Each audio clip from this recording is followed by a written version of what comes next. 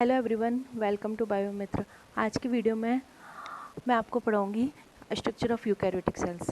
Previous video में हमने prokaryotic cell की बात की थी। आज हम यूकैरियोटिक सेल की बात करते हैं।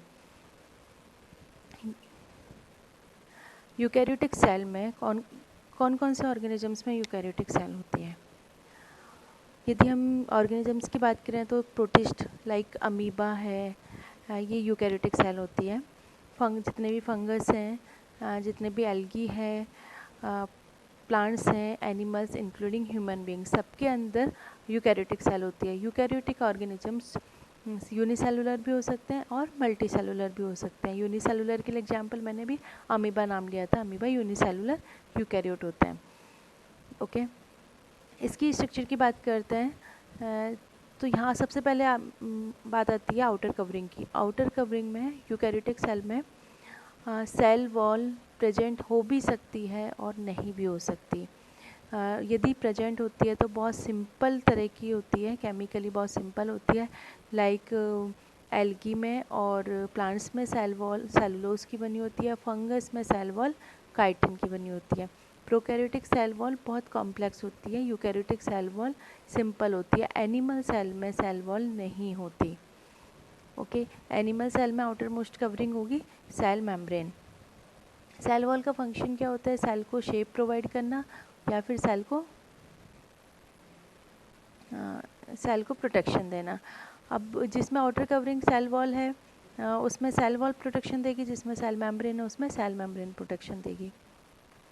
अब आप बात करोगे एनिमल सेल जिसमें सेल वॉल नहीं होती तो क्या उसकी शेप फिक्स नहीं होती है? उसकी शेप भी फिक्स होती है क्योंकि उसमें बहुत मल्टी सेलुलर ऑर्गेनिजम्स होते हैं एनिमल्स। तो नियर बाय जो सेल्स होती हैं वो उस सेल्स को एक फिक्स शेप प्रोवाइड करके रखती है। उसके बाद बात आती है सेल मेम्ब्रेन की। सेल मेम्ब्रेन जितने भी ऑर्गेनिजम्स हैं, बैक्टीरिया से लेकर एनिमल्स तक, सारे ऑर्गेनिजम्स में एक ही तरह की होती है, जो फॉस्फोलिपोप्रोटीन की बनी हुई होती है। डबल मेम्ब्रेन होती है ये। इसमें फॉस्फोलिपिड की बाइलेयर प्रेजेंट होती है जिसमें प्रोटीन्स प्रेजेंट होते हैं। सेल मेम्ब्रेन का डिटेल हम आगे पढ़ेंगे। सेल मेम्ब्रेन जिस मैट्रिक्स को कवर करके रखती है, पूरा मैट्रिक्स, पूरा फ्लूइड कहलाता है साइटोप्लाज्म। सेल मेम्ब्रेन का फंक्शन मैंने आपको यहाँ नहीं बताया। सेल मेम्ब्रेन का फंक्शन होता है सेलेक्टिव परमेबिलिटी प्रोवाइड करना सेल को। मीन्स कुछ सेलेक्टेड मटेरियल्स को ही सेल के बाहर से अंदर आने देती है और सेलेक्टेड को ही अंदर से बाहर जाने देती है। साइटोप्लाज्म में बहुत सारे छोटे छोटे स्ट्रक्चर्स होती हैं जिनको बोलते हैं हम सेल ऑर्गेनेल्स। सेल ऑर्गेनेल्स की बात करते हैं। सबसे पहले बात आती है मेन जो सेल का सेंटर होता है, सेल का जो मेन स्ट्रक्चर है सेल के अंदर, दैट इज न्यूक्लियस। जैसे हमारी बॉडी का सबसे इम्पॉर्टेंट पार्ट कौन सा है? ब्रेन। सेम ब्रेन ही पूरी बॉडी को कंट्रोल करता है, सेम वैसे ही न्यूक्लियस पूरी सेल को कंट्रोल करता है। प्रोकैरियोटिक सेल के न्यूक्लियस की बात हमने की थी, तो बहुत सिंपल टाइप का न्यूक्लियस प्रोकैरियोटिक सेल में होता है। बट यूकैरियोटिक सेल में एक बहुत एडवांस्ड न्यूक्लियस होता है। एक्चुअल न्यूक्लियस यूकैरियोटिक सेल में होता है, जिसमें ये जो हमें बाहर दिख रही है ये न्यूक्लियर मेम्ब्रेन है। न्यूक्लियर मेम्ब्रेन जिस मैट्रिक्स को कवर करके रखती है ये है न्यूक्लियोप्लाज्म। ये जो राउंड शेप स्ट्रक्चर दिख रही है ये न्यूक्लियोलस होता है।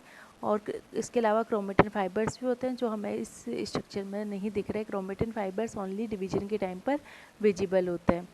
तो एक्चुअल न्यूक्लियस में हमने 4 थिंग्स हमने देखी: nuclear membrane, nucleoplasm, nucleolus and chromatin fibres. Prokaryotic के न्यूक्लियस में ओनली क्रोमेटिन फाइबर्स थे। ठीक है, अब ये न्यूक्लियर मेम्ब्रेन से बाहर की तरफ हमें एक स्ट्रक्चर दिख रही है, नेटवर्क लाइक, यहाँ भी दोनों साइड दिख रही है। इसको बोलते हैं एंडोप्लाज्मिक रेटिकुलम। ये double membrane bound cell organelle है। Double membrane bound cell organelle prokaryotic cell में एब्सेंट होता है, यूकैरियोटिक में होता है। मीन्स ईआर या endoplasmic reticulum only eukaryotic cells में होती है। यहाँ देखिए एंडोप्लाज्मिक रेटिकुलम हमें 2 तरह की दिख रही है। ये बिल्कुल स्मूथ है, यहाँ पर इसकी सरफेस रफ दिख रही है। इसकी सरफेस पर कुछ ग्रेन्यूल लाइक स्ट्रक्चर दिख रही हैं। ये ग्रेन्यूल लाइक स्ट्रक्चर्स और कुछ भी नहीं, राइबोसोम्स होते हैं। यानी कि यूकैरियोटिक सेल में राइबोसोम्स ईआर पर भी प्रेजेंट हो सकते हैं। ऐसी ईआर जिस पर राइबोसोम्स प्रेजेंट हैं वो उसकी सरफेस रफ दिखती है, उसको बोलते हैं हम रफ एंडोप्लाज्मिक रेटिकुलम, और जिस पर नहीं है उसको बोलते हैं स्मूथ एंडोप्लाज्मिक रेटिकुलम। इन ऑर्गेनेल्स के बारे में डिटेल में आपको बाद में नेक्स्ट स्लाइड्स में बताऊंगी। एंडोप्लाज्मिक रेटिकुलम का ओरिजिन होता है आउटर न्यूक्लियर मेम्ब्रेन से, और ये कहाँ तक जाती है, हो सकता है ये प्लाज्मा मेम्ब्रेन तक चली जाए, हो सकता है ये साइटोप्लाज्म में, जैसे कि हमें पिक्चर में शो हो रहा है, साइटोप्लाज्म तक रह सकती है। उसके बाद में गोल्जी बॉडी की बात आती है। गोल्जी ऑपरेटस या Golgi vesicle, Golgi vesicles Golgi apparatus का ही पार्ट होता है। इनका ओरिजिन ईआर से होता है, जहाँ ईआर एंड होगी फिर वहाँ से गोल्जी ऑपरेटस स्टार्ट होता है। ठीक है, गोल्जी ऑपरेटस के बाद बात आती है लाइसोजोम की। लाइसोजोम सेल्स का बहुत इंपॉर्टेंट पार्ट होते हैं। ये भी गोल्जी बॉडी या लाइसोजोम्स ये सब double membrane bound cell organelles हैं, जो कि प्रोकैरियोटिक सेल में नहीं था। डिटेल में आपको बाद में बताऊंगी। राइबोजोम्स होते हैं। राइबोजोम्स देखिए यहाँ पर एक तो हमने पढ़े ईआर पर बाउंड राइबोजोम्स, और दूसरे ये हैं साइटोप्लाज्म में free ribosomes. Ribosomes single membrane bound organelles हैं, जो कि प्रोकैरियोटिक सेल में भी होते हैं और यूकैरियोटिक सेल में भी होते हैं। बट डिफरेंस होता है, प्रोकैरियोटिक सेल में 70S टाइप के राइबोसोम्स होते हैं, यूकैरियोटिक सेल में 80S टाइप के राइबोसोम्स होते हैं। ये माइक्रोट्यूबुल साइटोस्केलेटन का पार्ट है। पिनोसिटिक वेसाइकल, ये मेम्ब्रेन से जब सेल ड्रिंकिंग होती है, सेल कोई भी लिक्विड मटेरियल सेल के अंदर जाता है तो मेम्ब्रेन के इन्वेजिनेशन से बनती है। सेंट्रियोल्स सेल डिवीजन में पार्टिसिपेट करती है, माइटोसिस के मियोसिस के टाइम पे काम आती हैं। वैक्यूल्स प्रेजेंट हो सकती हैं। माइटोकॉन्ड्रिया, ये भी double membrane bound cell organelles है, बहुत इंपॉर्टेंट ऑर्गेनेल्स हैं। यूकैरियोटिक सेल में होते हैं ओनली। एक भी हो सकता है, मल्टीपल माइटोकॉन्ड्रिया भी हो सकते हैं। एक सिंगल माइटोकॉन्ड्रिया को हमने नाम दिया है माइटोकॉन्ड्रियन। के बाद यहाँ डिटेल में मैंने आपको लिखा है कि यूकैरियोटिक ऑर्गेनिजम्स कौन कौन से हैं। Protozoans, fungi, algae, plants and animals. ठीक है, ये एडवांस टाइप की सेल्स होती है। ये फॉलोइंग स्ट्रक्चर्स इसमें प्रेजेंट होती है। सेल वॉल एल्गी और प्लांट्स में सेलुलोज की बनी होती है, फंगस में काइटिन की बनी होती है, एनिमल्स में एब्सेंट होती है। फंक्शन होता है प्रोटेक्शन और शेप देना। फिर बात आती है सेल मेम्ब्रेन की। मेम्ब्रेन को हम प्लाज्मा मेम्ब्रेन भी बोलते हैं, लिमिटिंग मेम्ब्रेन भी बोलते हैं, प्लाज्मा लेमा भी बोलते हैं। साइटोप्लाज्म को कवर करके रखती है। कि फॉस्फोलिपोप्रोटीन की बाई लेयर होती है। फंक्शंस यहाँ दे रखे हैं। प्रोटेक्टिव लेयर है, ट्रांसपोर्ट करते हैं मटेरियल्स का, और बहुत सारे वेस्ट मटेरियल्स को सेल के बाहर निकालती है। उसके बाद में सेल मेम्ब्रेन पर कुछ स्पेसिफिक रिसेप्टर्स भी होते हैं, जो कि हार्मोन्स के लिए भी हो सकते हैं, ड्रग्स के लिए हो सकते हैं, या किसी दूसरे मॉलिक्यूल्स के लिए हो सकते हैं। साइटोप्लाज्म जो सेल जिस मैट्रिक्स को कवर करके रखती है उसको हम साइटोप्लाज्म बोलते हैं। इसमें सेल ऑर्गेनेल्स होते हैं। सेल ऑर्गेनेल्स की बात करते हैं तो यह है माइटोकॉन्ड्रिया। माइटोकॉन्ड्रिया की स्ट्रक्चर जो है डबल मेम्ब्रेन बाउंड है। आउटर जो मेम्ब्रेन है ये है इसकी outer membrane, this one outer membrane, और उसके नीचे हमें दिख रही है इनर मेम्ब्रेन। आउटर और इनर मेम्ब्रेन दोनों के बीच में एक स्पेस है, बहुत पतला सा स्पेस है। इसको बोलते हैं हम आउटर माइटोकॉन्ड्रियल चैम्बर या पेरी माइटोकॉन्ड्रियल स्पेस। इसके अंदर जो फ्लूइड प्रेजेंट होगा that is known as outer mitochondrial fluid. ठीक है, ये दूसरा वाला चैम्बर जो है इसको बोलते हैं इनर माइटोकॉन्ड्रियल चैम्बर या मैट्रिक्स। अब आप इनर माइटोकॉन्ड्रियल मेम्ब्रेन की बात करते हैं तो ये फिंगर लाइक प्रोजेक्शंस दिख रहे हैं। इन फिंगर लाइक प्रोजेक्शंस को बोलते हैं क्रिस्टी। ओके, इन क्रिस्टी पर एलिमेंट्री पार्टिकल्स होते हैं जो ऑक्सीजोम्स कहलाते हैं। ऑक्सीजोम्स को हम F1 पार्टिकल भी बोलते हैं। ये हमारी इसकी स्ट्रक्चर होती है। इसमें ये हेड होता है, ये टेल होता है, और ये बेस होता है। ठीक है, ये हेड हमें बाहर की तरफ दिखता है, इसको बोलते हैं हम F0 पार्टिकल्स। ऑक्सीजोम से एसोसिएटेड रहते हैं बहुत सारे एंजाइम्स जो कि फूड के ऑक्सीडेशन में काम आते हैं, मींस एनर्जी प्रोडक्शन में हेल्पफुल होते हैं। तो माइटोकॉन्ड्रिया का एक फंक्शन हमें यहाँ पता चल गया कि फूड का ऑक्सीडेशन या एनर्जी प्रोडक्शन। इसके बाद है माइटोकॉन्ड्रिया में जो मैट्रिक्स है उस मैट्रिक्स में डीएनए भी प्रेजेंट होता है। जनरली डीएनए कहाँ होता है, न्यूक्लियस के अंदर होता है। बट माइटोकॉन्ड्रिया एक ऐसा सेल ऑर्गेनल है जिसमें इसका खुद का डीएनए होता है, बट ये डीएनए लीनियर ना होकर सर्कुलर होता है, प्रोकैरियोटिक डीएनए की तरह होता है। उसके अलावा माइटोकॉन्ड्रिया में खुद के राइबोसोम्स भी होते हैं, उन राइबोसोम्स को बोलते हैं 70s टाइप। यूकैरियोटिक सेल में राइबोसोम्स होते हैं, साइटोप्लाज्म में फ्री राइबोसोम्स, ईआर पर बाउंड राइबोसोम्स, बट माइटोकॉन्ड्रिया में भी राइबोसोम्स होते हैं, लेकिन ये राइबोसोम्स 80s ना होकर लाइक प्रोकैरियोटिक राइबोसोम्स होता है 70s।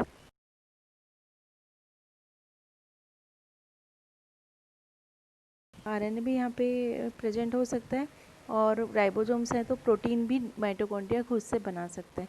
मींस माइटोकॉन्ड्रिया की रिक्वायरमेंट के जितने भी एंजाइम्स, जितने भी प्रोटीन होते हैं, उनके almost 50% proteins mitochondria itself produce कर सकता है।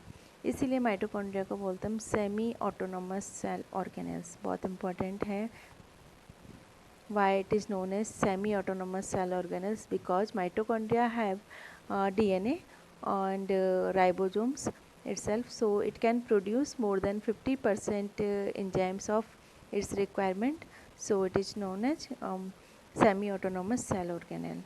Okay, then माइटोकॉन्ड्रिया के फंक्शंस की बात करते हैं, तो सबसे पहले हमने पढ़ा कि एनर्जी प्रोडक्शन, फूड का ऑक्सीडेशन करता है, एनर्जी प्रोडक्शन करता है, एनर्जी एटीपी की फॉर्म में प्रोड्यूस होती है, इसलिए माइटोकॉन्ड्रिया को powerhouse of the cell बोलते हैं। फूड का ऑक्सीडेशन हो रहा है।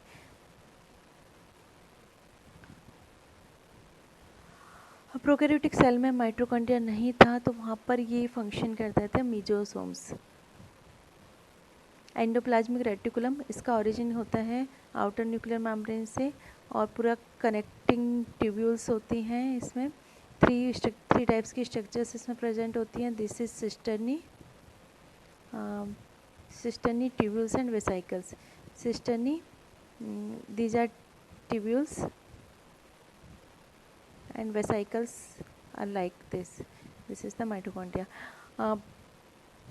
टू टाइप्स की एंडोप्लाज्मिक रेटिकुलम हमने देखी थी। दिस इज ER ल्यूमन, जो सिस्टर्नी के अंदर स्पेस है, ER ल्यूमन इज ये कहलाता है। जो हमने दो तरह की देखी थी, RER और SER।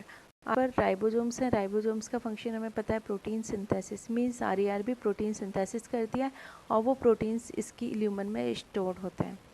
SER का फंक्शन होता है lipid synthesis and storage. Okay, Golgi body का जो स्ट्रक्चर है, ये इसका फॉर्मेशन होता है एंडोप्लाज्मिक रेटिकुलम से। सेम उसी की तरह होता है, थोड़ा सा मॉडिफिकेशन होता है इसमें। सिस्टर्नी और वेसाइकल्स प्रेजेंट होती हैं, गोल्जी नेटवर्क बनाता है ये। इसमें क्या, इसका फंक्शन क्या होता है, जो प्रोटीन्स और लिपिड्स ER के अंदर बने और स्टोर हुए, वो कहाँ आएंगे, गोल्जी बॉडी में आते हैं। गोल्जी बॉडी में प्रोटीन्स को एक टारगेट दिया जाता है, प्रोटीन्स में कुछ इस तरह से मॉडिफिकेशन किए जाते हैं कि प्रोटीन को अपना टारगेट मिल जाता है कि इस प्रोटीन को कहाँ जाना है, सेल के अंदर रहना है, सेल के बाहर जाना है, प्लाज्मा मेम्ब्रेन में रहना है, न्यूक्लियस में जाना है, माइटोकॉन्ड्रिया में जाना है, या किसी अदर सेल ऑर्गेनल में जाना है। तो ये मॉडिफिकेशन कहाँ होता है, गोल्जी बॉडी में। ओके, गोल्जी बॉडी का फॉर्मेशन कहाँ से होता है, ER से, और गोल्जी बॉडी से लाइसोजोम का फंक्शन होता है। तो गोल्जी बॉडी का एक और फंक्शन हो गया लाइसोजोम का फॉर्मेशन। लाइसोजोम की बात करते हैं, लाइसोजोम्स का फॉर्मेशन होता है गोल्जी बॉडी से। ये double membrane bound cell organelles है। लाइसोजोम के अंदर बहुत सारे एंजाइम्स प्रेजेंट होते हैं, हाइड्रोलिटिक एंजाइम्स हम इनको बोलते हैं।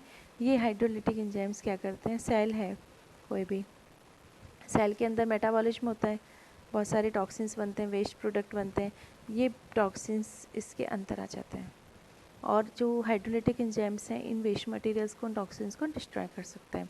कोई भी फॉरेन पार्टिकल जब सेल के बाहर से सेल के अंदर जाता है तो लाइसोसोम उसको अपटेक कर लेता है और उसको डिस्ट्रॉय भी कर सकता है, यानी कि ये बॉडी को प्रोटेक्शन भी दे रहा है फॉरेन बॉडी से, लाइक बैक्टीरिया से, वायरस से। तो इम्यूनिटी में भी इसका रोल होता है। कई बार लाइसोजोम क्या करता है कि लाइसोजोम को हम डस्टबिन ऑफ द सेल बोलते हैं, वेस्ट मटेरियल इसके अंदर आया और डिस्ट्रॉय हो गया। प्रोकैरियोटिक सेल में लाइसोजोम नहीं था, तो वहाँ पर उसका ये फंक्शन किया पेरिप्लाज्मिक स्पेस ने। मैंने अपने प्रीवियस वीडियो में आपको अच्छे से एक्सप्लेन किया हुआ है। कई बार सेल बहुत पुरानी हो जाती है, बहुत सारे वेस्ट मटेरियल्स, बहुत सारे टॉक्सिन्स उसमें एक्यूमुलेट हो जाते हैं, तब सेल के प्रोटेक्शन के लिए लाइसोजोम क्या करता है, यदि सेल बस्ट हुई तो वेस्ट मटेरियल बाहर आ जाएंगे, दूसरी सेल्स पे के लिए भी हार्मफुल होंगे। तो ये लाइसोजोम इस सेल के अंदर फास्ट मूवमेंट करता है और उस मूवमेंट के बाद में अपनी मेम्ब्रेन को बस्ट कर देता है, जिससे इसके अंदर के जितने भी एंजाइम्स हैं बाहर साइटोप्लाज्म में आ जाते हैं और साइटोप्लाज्म में जो टॉक्सिन्स हैं उनको डिस्ट्रॉय कर देते हैं। मींस लाइसोसोम ने सेल्स को और नेबरिंग सेल्स को प्रोटेक्शन के लिए खुद को डिस्ट्रॉय कर दिया। So the lysosome is also known as suicidal bag of the cell या और सुसाइडल बैग ओनली। ओके, उसके बाद राइबोसोम्स की बात करते हैं। राइबोसोम्स ऐसे सेल ऑर्गेनेल्स होते हैं जो हर तरह के ऑर्गेनिजम्स में होते हैं।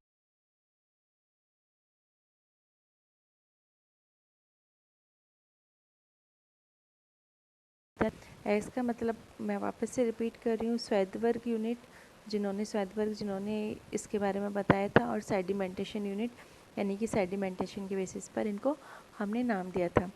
राइबोसोम्स के स्ट्रक्चर में टू सब यूनिट्स होती हैं, small and large.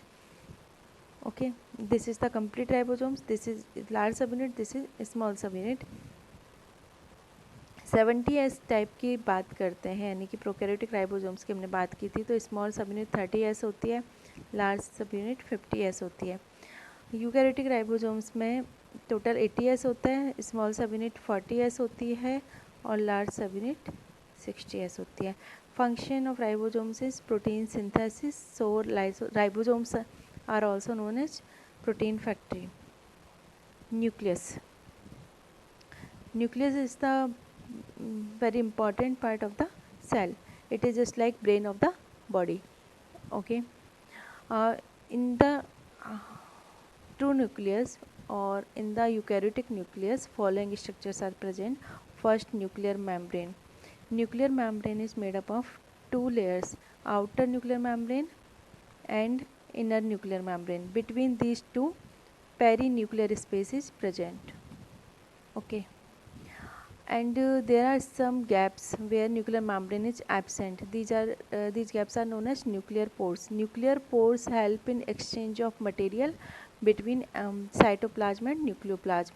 Nucleoplasm, this one, nucleoplasm is also known as karyolymph. Nucleoplasm or karyolymph. It is surrounded by nuclear membrane. This is the matrix also.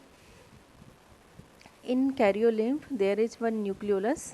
Nucleolus is also present in eukaryotic nucleus only, and there are chromatin fibers. Chromatin fibers are